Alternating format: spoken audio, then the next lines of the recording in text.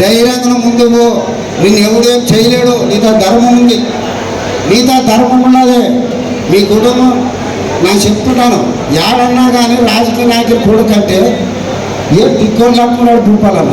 ఎవరన్నా జాండో భూమి కబ్జా చేసింది ఉందే పంచాయతీ దేశం లక్షలు ఇచ్చా. ఇటువంటి నాయకుడు ఏడ దొరకాలా మనకి?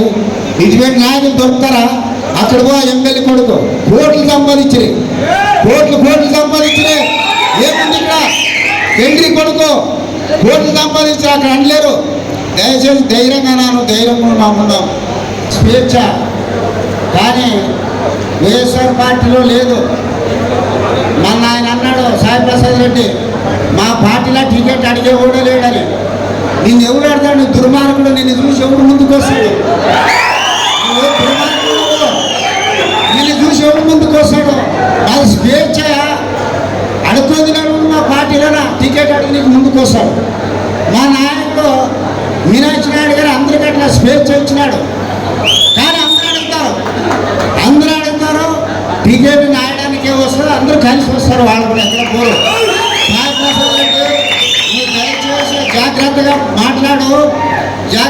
మాట్లాడు.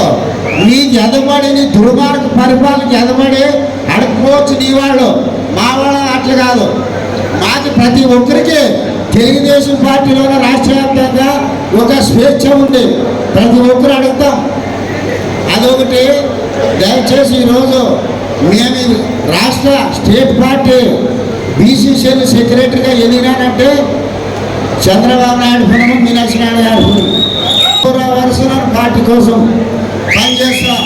మీరు కూడా దయచేసి నాయుడుని గెలిపించుకోవాలంటే ఒకటే చెప్తాను, మీ బలము 10 మంది తెలియ బాగినండి. మీ బలము 10 మంది తెలల. మీ బలహీనత మీ పక్కన ఉందని కూడా తెలియకూడదు. మీ బలహీనత మీ పక్కన ఉందని కూడా తెలిస్తే నీ పత్రం అయిపోయి నీ లైఫ్ కట్టం అయిపోయా. అందుకోసమే నీ బలము 10 మంది తెలియ, నీ బలహీనత నీ భయం ఉన్నా కూడా నీ పక్కన వరకు తెలియద్దు. అది రాజకీయం అంటే. ఏమే కుటుంబము ఏడన్నా భూపాలన్నా 1 సెంటు భూమి కబ్జా చేసేగా, 1 సెంటు భూమి కబ్జా చేసేగా. మీరు ప్రజలే తీసుకోవాలా? వాటి వైఎస్ఆర్ ఇచ్చారు కదా. మన దినాము రాయడానికి పరమేశ్వర్ పల శివగోపాల 100 కోట్లు అంటే నా ప్రాణం కోరు 10 మంది అంటేసుకొని పోయి ఆ గ్రామంలో లొట్టుకొచ్చిన వైఎస్ఆర్ పార్టీకి. దయచేసి బీసీలారా, వచ్చేది నాయడానికి టికెట్, ఏం డౌటే లేదు. మరి ఇంకోటి కూడా చెప్తున్నాను, నాయడానికి టికెట్ రాకపోతే మీ అభిప్రాయం ఏమన్నా పార్టీలో ఉండను.